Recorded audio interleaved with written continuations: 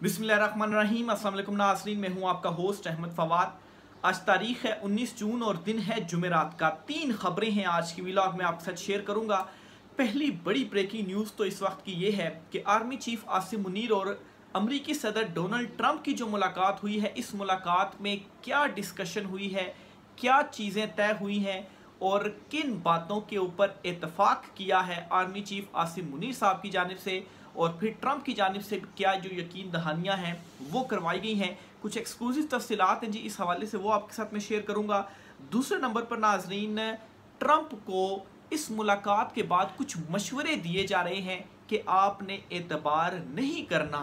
अब ये क्या माजरा है, आखिर उस मुलाकात के अंदर ऐसा क्या हुआ है, ऐसा क्या यकीन दहानी कराई गई है आर्मी चीफ की जानिब से, जो मशवरा दिया जा रहा है ट्रंप इंतज़ामिया की तरफ से ट्रंप को ही कि आपने एतबार नहीं करना। कौन ये मशवरे दे रहा है, इस पर भी कुछ एक्सक्लूसिव डिटेल्स आप साथ में शेयर करूंगा। आर्मी चीफ आसिम मुनीर साहब से बाकायदा तौर पर अमेरिका से ये जो मुतालबा है वो सामने आ गया है कि इमरान खान साहब को फौरी तौर पर रिहा किया जाए। इस पर आर्मी चीफ की जानिब से रिस्पॉन्ड भी किया गया है, वो भी आपके साथ शेयर करूंगा कि क्या मुतालबा किया गया और आर्मी चीफ की जानिब से इस पर क्या जो जवाब है वो दिया गया। और आखिर में नाजरीन, आज सुप्रीम कोर्ट ऑफ पाकिस्तान से एक बड़े केस का फैसला महफूज हुआ है। ये कौन सा केस है, क्या फैसला महफूज किया गया है और इमरान खान साहब की रिहाई इस फैसले के साथ जुड़ी हुई है, इस पर भी कुछ एक्सक्लूसिव डिटेल्स हैं, वो भी आपके साथ में शेयर करूंगा। पहली बड़ी खबर की जानिब नाज़रीन आते हैं। आर्मी चीफ आसिम मुनीर और डोनाल्ड ट्रंप की मुलाकात हुई।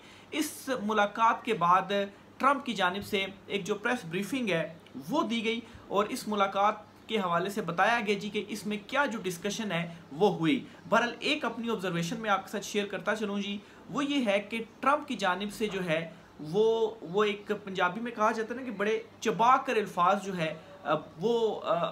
बोले जा रहे हैं। तो ट्रंप की जानिब से भी इसी किस्म का एक अल्फाज चबा कर बोले जा रहे थे। इसका मतलब ये है कि बहुत सारी ऐसी इंफॉर्मेशन थी, बहुत सारी ऐसे बातें हुई जो कि ट्रंप खुद बताना भी नहीं चाह रहे थे। बड़ा सोच सोच कर ट्रंप की जानिब से जो स्टेटमेंट्स थी वो दी जा रही थी, लेकिन उसके बावजूद ट्रंप ने काफ़ी जो इन्फॉर्मेशन है वो दे दी है कि इस मुलाकात के अंदर क्या जो गुफ्तगू है वो हुई। और मेरे ख्याल से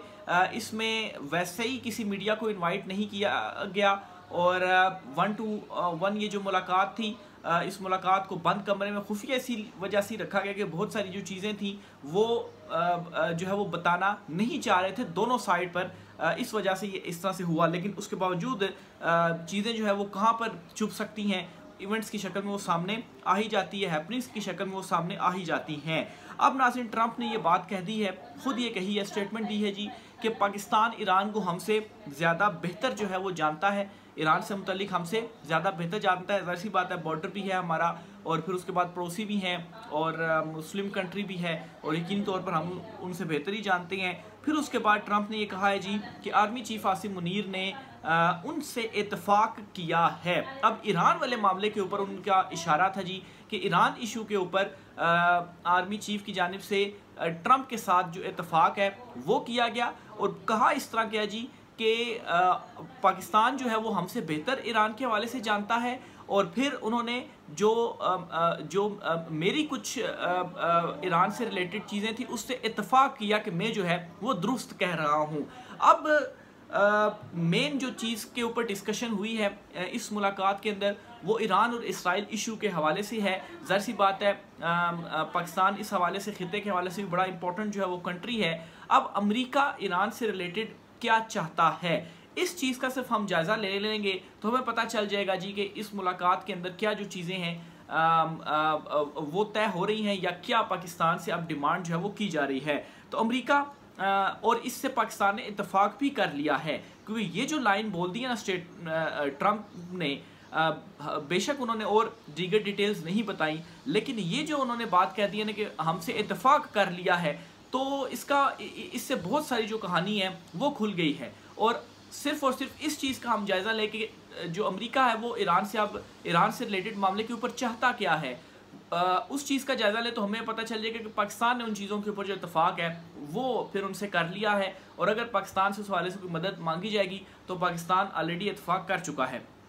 एक तो अमेरिका ये चाहता है और इसराइल जो टैक्स वगैरह भी कर रहा है वो ये जी कि जो एटमी प्रोग्राम है वो बंद कर दे और गैर मशरूत तौर पर जो उनको डील दी जा रही है उसके ऊपर वो सिग्नेचर कर दे, सरेंडर कर दे और ख़ुद को हमारे रहमो करम के ऊपर छोड़ दे। तो एक तो अमेरिका जो है वो ये चाहता है और इसराइल जो है वो ये चाहता है। और इस पर जी अब पाकिस्तान का क्या रोल हो सकता है इस मामले के ऊपर कि पाकिस्तान चूँकि ज़रा बेहतर जानता है तो वो उनको समझाने की कोशिश करें कि नहीं आप जो है वो उनकी जो बात है वो मान लें, मुज़ाकरात के ज़रिए उनको समझाने की कोशिश करें। फिर अगली जो दो बातें हैं वो इससे भी ज़्यादा ख़तरनाक हैं, क्योंकि चलें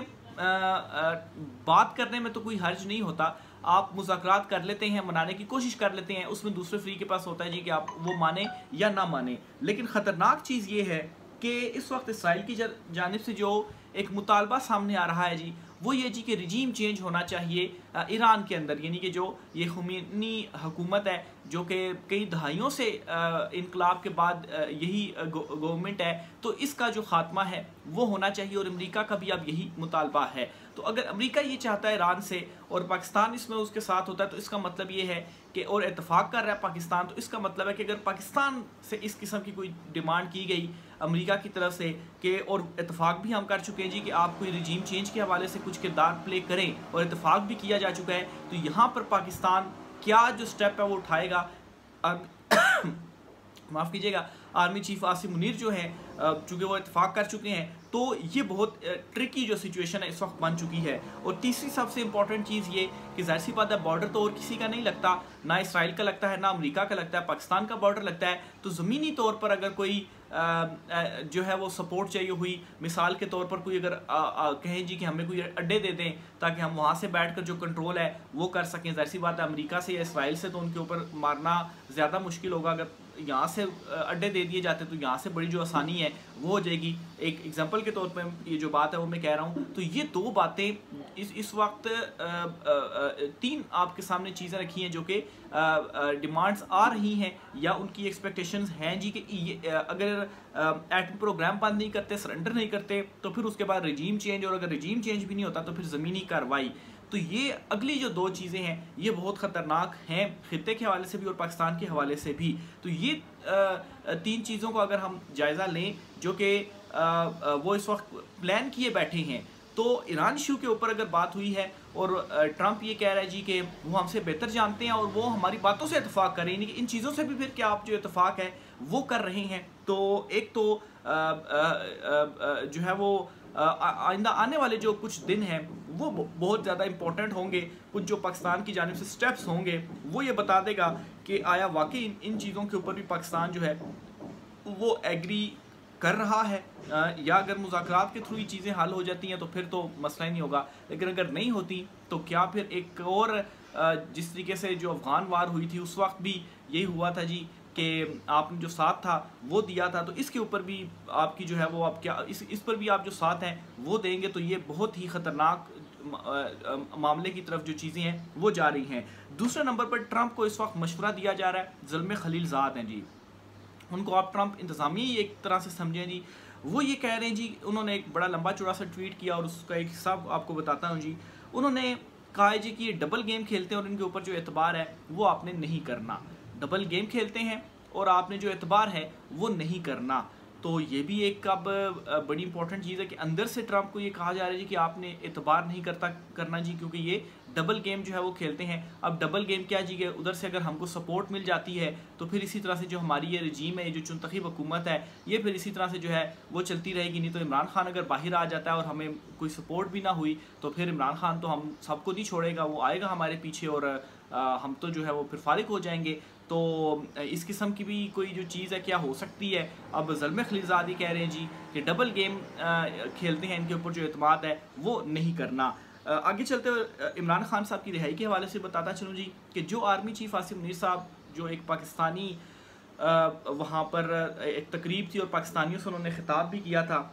उसके बाद जब ख़िताब करके वहाँ पर डिस्कशन जो है वो लोगों के साथ हुई तो वहाँ पर आर्मी चीफ साहब से एक मुतालबा किया गया और वो मुतालबा था इमरान खान साहब की रिहाई का, कि इमरान खान साहब को आप जो रिहा है वो कर दें। तो इस पर जी जवाब दिया आर्मी चीफ साहब ने और कहा जी कि मामला जो है वो अदालतों में है, अदालती फैसलों का जो इंतज़ार है वो किया जाए। तो मामलात तो अदालतों में ही हैं, लेकिन बात यह है कि क्या अदालतों में इमरान खान साहब के केसेस मेरिट के ऊपर सुने जा रहे हैं? उसका जवाब आप केसेस देख लें, उसका जवाब आप जजेस की जो तैनातियां हैं वो देख लें। और फिर इसी से रिलेटेड आज सुप्रीम कोर्ट ऑफ पाकिस्तान में जजेस ट्रांसफ़र जो केस था,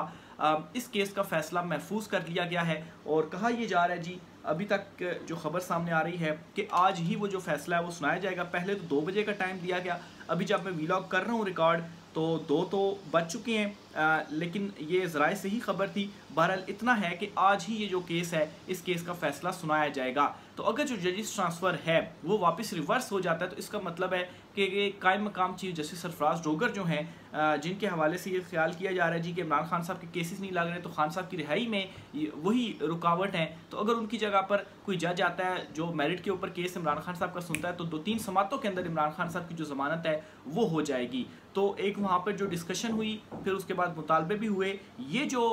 एक फैसला है जजिस ट्रांसफ़र वाला, ये बताएगा कि आगे जो हालात हैं वो किस रुख की तरफ जाते हैं। अगर ये फैसला ही आता है जी कि नहीं जजिस ट्रांसफ़र ठीक है और सरफराज डोगर जो हैं वही कायम मकाम चीफ जस्टिस रहेंगे और फिर उसके बाद हो सकता है उनको चीफ जस्टिस भी बना दिया जाए, तो फिर आप समझेंगे जो 26वीं तरमीम है और ख़ास तौर पर ये जो सारा जो है वो चीज़ें अदालतों में जो नए जो जजेस हैं वो लगाए गए हैं, तो फिर आप ये समझें जी कि इमरान खान साहब को फिर कोई जो रिलीफ है वो नहीं मिल सकता। जजिस केस का जो फैसला है वो भी ये ख़बरें जो है वो आ रही हैं कि फ़ैसला सुना दिया गया है। इस हवाले से भी आपको जो डिटेल्स हैं वो मैं बताता हूँ, चेक करता हूँ मैं साथ साथ। अच्छा, उससे पहले आज इस केस की जब समाअत हुई ना तो तकरीबन कोई 10:30 के करीब जो है वो टाइम था। इस केस का जो फैसला था वो महफूज किया गया था, तो 2 बजे का टाइम था। अभी कुछ टिकर्स आ रहे हैं इस किस्म मेरे पास के जो फैसला है जी, महफूज फैसला जो है वो क्या सुना दिया गया है या अभी सुनाया जा रहा है, लेकिन चलें खैर वो आता है तो वो भी मैं आपके साथ शेयर करता हूँ। दूसरे नंबर पर आज सुप्रीम कोर्ट ऑफ पाकिस्तान में जो मखसूस नशिस्तों का केस है उस केस की भी जो समाअत है वो हुई है और इस केस की समाअत ये पूरा जो वीक है वो इस वीक में चलती रही है और समाअत को अब कल तक मुलतवी जो है वो कर दिया गया है। लेकिन बज़ाहिर जो जजिस की जानिब से रिमार्क्स सामने आ रहे हैं, इन रिमार्क्स से तो यही अंदाज़ा लग रहा है कि जो मखसूस नशिस्तें हैं शायद वो PTI से वापस ही ले ली जाएंगी और शायद इनको जो है वो जिस तरह से